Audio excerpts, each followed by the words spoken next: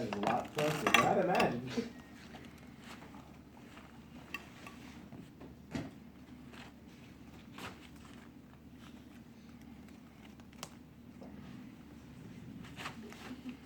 So actually right there, I've already cut out as high as I want to cut out.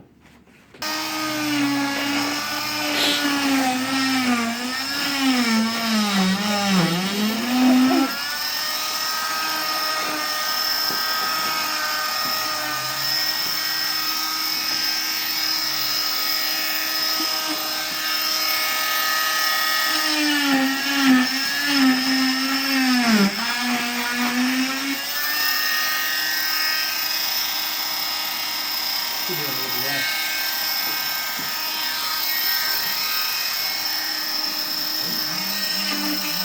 What are you smiling for, right?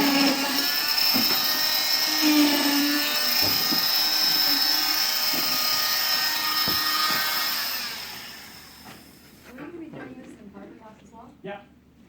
Oh. Where's that post at? I took it out. Oh.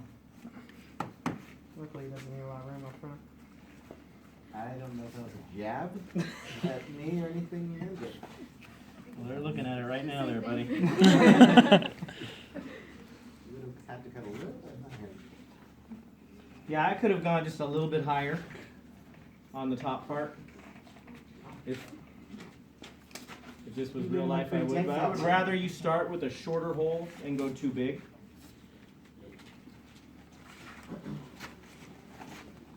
Then you can cut and trim your, yep. Pull that down as tight as you can. Some places, they don't even use stockinette anymore. That was one of the things I was talking to Children's Hospital. They don't put stockinette on any of theirs any longer. What? They just go straight to web roll. And as the child, because it gets to be a mess down there. That's the biggest problem with this cast, is they get feces in the cast. Yeah. So what they end up doing is peeling out all the padding, the parents do, and just replace it with moleskin all around the edge. And stockinette just causes a bigger problem with that. I agree. I'm kind of getting over the whole stockinette issue as well. So I think you're going to find more and more people not using stockinette on these hip spicas. I've done it both ways, and I'm very happy with just doing it with stockinette. So biggest problems with this cast right here. So see how that you could see the back of this cast is digging into his back. So it wouldn't be a bad idea to support right underneath here. See how it's a huge difference. See the difference?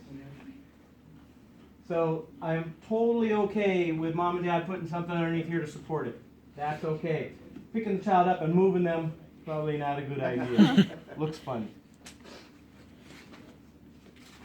1.5 hip spica. Again, you can add the foot if you need to. It's really the doctor's call. Pubic symphysis, ASIS, the whole spine you mold, mostly for pelvis or femur fractures nowadays. Okay? Any questions?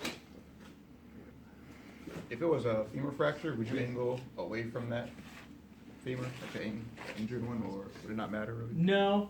The biggest problem with the femur fracture is a lot of times you're trying to reduce the femur as you're rolling the hip spica. So that's whenever I can't do both. You have to have someone holding the leg, pushing the bone back in place while you're rolling a whole freaking hip spica. So it does get to be tricky. And then what happens if the reduction doesn't look right? Guess what? Starting all over.